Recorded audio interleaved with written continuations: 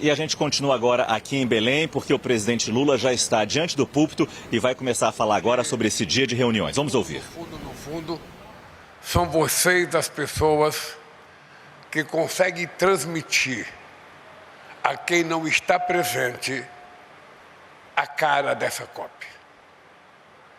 Eu, desde o início, não tinha dúvida que a gente ia fazer a melhor COP de todas as COPs que foram realizadas até agora.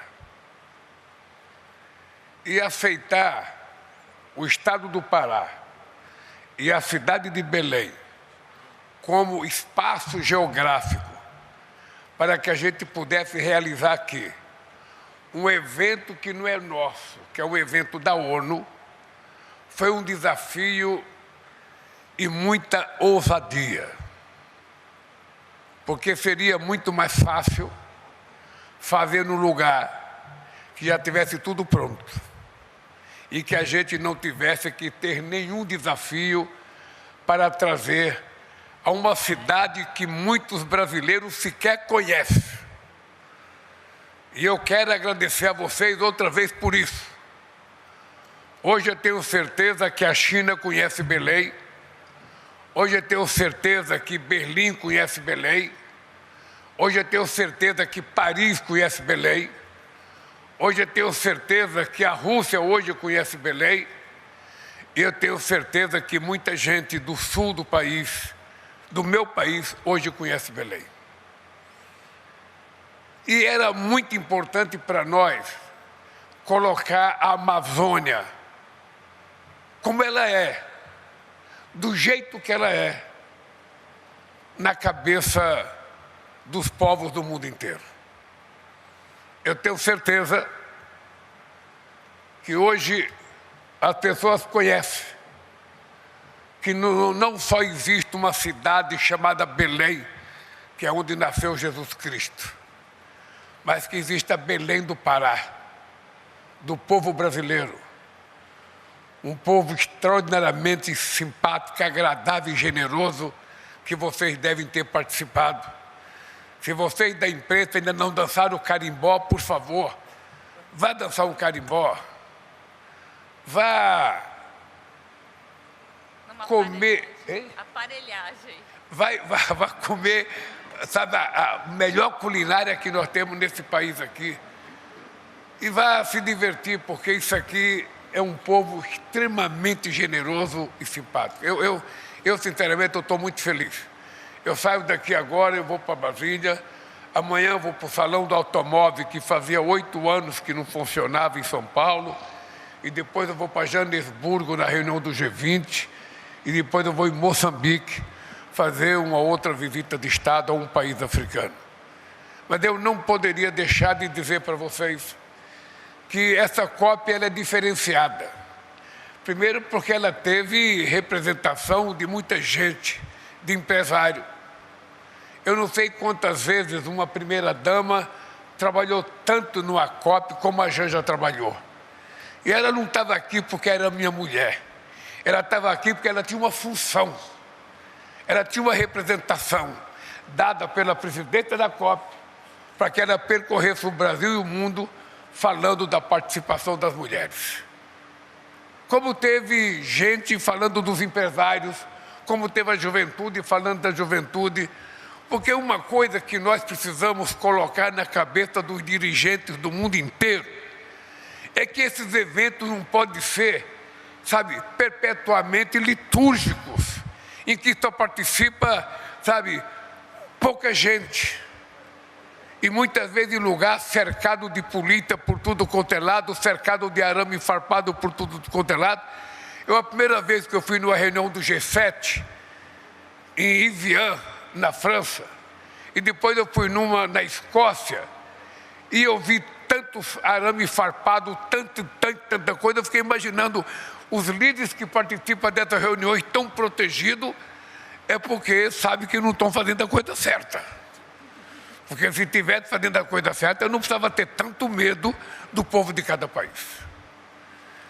E eu estou muito feliz também porque a marcha do povo Sabe, a participação do povo foi extraordinariamente bonita, ordeira, e todos entregaram o documento para nós.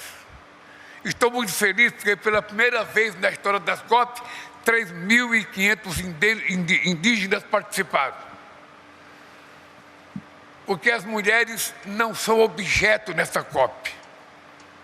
As mulheres têm que ser tratadas com uma questão de gênero, merece ser tratada com respeito na participação plena, porque as mulheres não são cidadãs de segunda classe.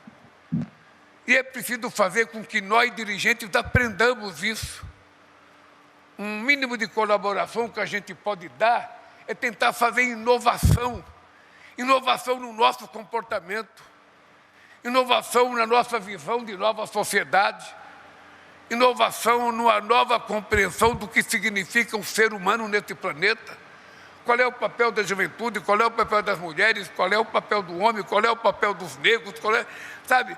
Todo mundo tem um papel na sociedade. E essa COP foi um pouco isso. Por isso que ela foi feita em Belém. Uma cidade que, segundo muita gente no Brasil, não estava preparada para fazer a COP. Isso aqui fez uma COP melhor do que a COP de Copenhague, do que a COP de Dubai, do que a COP de Paris, do que a COP de Londres, do que a COP de qualquer lugar. Porque aqui o povo foi mais povo. O povo participou mais.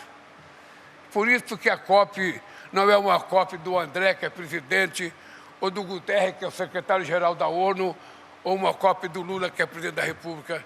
Esta aqui pode ser chamada a primeira COP do povo do mundo inteiro. Porque aqui teve gente do mundo inteiro fazendo suas manifestações. Dito isso, eu queria dizer para vocês uma coisa extremamente importante. Os líderes que dirigem os países do mundo hoje precisam compreender que se a gente não tiver um comportamento de acordo com aquilo que é a aspiração do povo e a aspiração da juventude, a aspiração das mulheres, nós estaremos colocando em risco uma coisa chamada democracia. Nós estaremos colocando em risco uma coisa chamada multilateralismo. Nós estaremos colocando em risco uma coisa chamada credibilidade.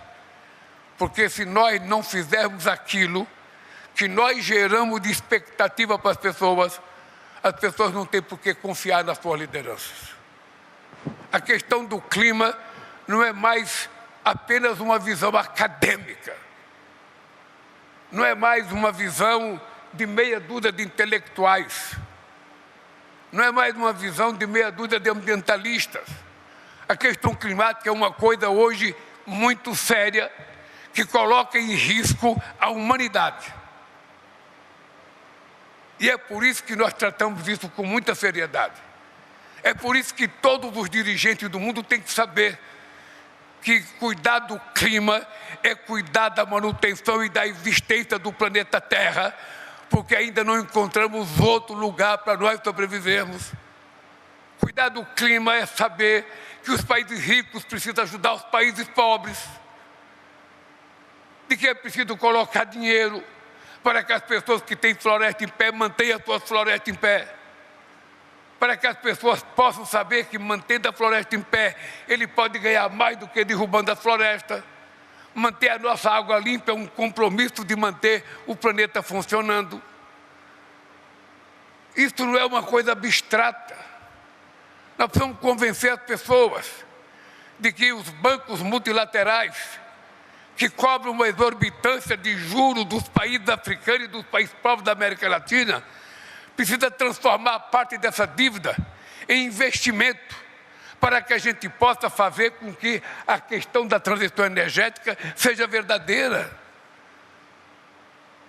As empresas petroleiras têm que pagar uma parte disso, as mineradoras têm que pagar uma parte disso, as pessoas que ganham muito dinheiro têm que pagar uma parte disso, porque senão quem vai sofrer é a parte mais pobre do planeta Terra. São as ilhas, são os pobres da África, da América Latina, da Ásia. É preciso que as pessoas tenham consciência que todo mundo tem que ter muita responsabilidade. E é por isso que nós colocamos a questão do mapa do caminho. Ora, porque é preciso a gente mostrar para a sociedade que nós queremos, sem impor nada a ninguém, sem determinar o prazo, que cada país seja dono de determinar as coisas que ele pode fazer dentro do seu tempo, dentro das suas possibilidades, mas que nós estamos falando sério. É preciso que a gente diminua a emissão de gás de efeito estufa. E se o combustível fóssil é uma coisa que emite muito gases, nós precisamos começar a pensar como viver sem combustível fóssil e construir a forma de como viver. E falo isso muito à vontade, porque sou de um país que tem petróleo, sou de um país que extrai 5 milhões de barris de petróleo por dia, mas também sou do país que mais utiliza etanol misturado na gasolina. Sou de um país que produz muito biodiesel e o nosso óleo diesel já contém 15% de biodiesel misturado. Sou de um país que tem 87% da sua energia elétrica limpa e eu quero que todos tenham. E para isso os países pobres têm que ser ajudados pelos países ricos. Os países ricos podem ajudar a transição energética africana, a produção de biocombustível, a produção de eólica, de solar, tudo está, não é apenas um pouco de dinheiro, é transferência de tecnologia, de conhecimento, é ajudar os países a dar um salto de qualidade. E eu acho que a minha equipe que está negociando, 2 homens e uma mulher, ela é mais inteligente que os 2, que a gente consiga fazer as melhores negociações possíveis, que a gente consiga convencer, porque numa Copa a gente não impõe nada. Tudo tem que ser por consenso. Tudo tem que ser muito conversado. E nós respeitamos a soberania política, ideológica, territorial e cultural de cada país. Não queremos impor nada. Queremos apenas dizer, é possível. E se é possível, vamos tentar construir juntos. Por isso, eu estou feliz. Estou feliz. Eu estou tão feliz que um dia haverei de convencer o presidente dos Estados Unidos de que a questão climática é séria e de que o desenvolvimento verde é necessário.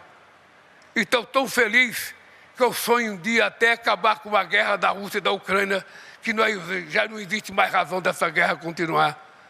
Sou tão feliz que saio daqui para ir para Brasília, certo de que os meus negociadores irão fazer o melhor resultado que uma COP já pôde oferecer ao planeta Terra. Por isso, um beijo no coração de vocês e até o final da COP.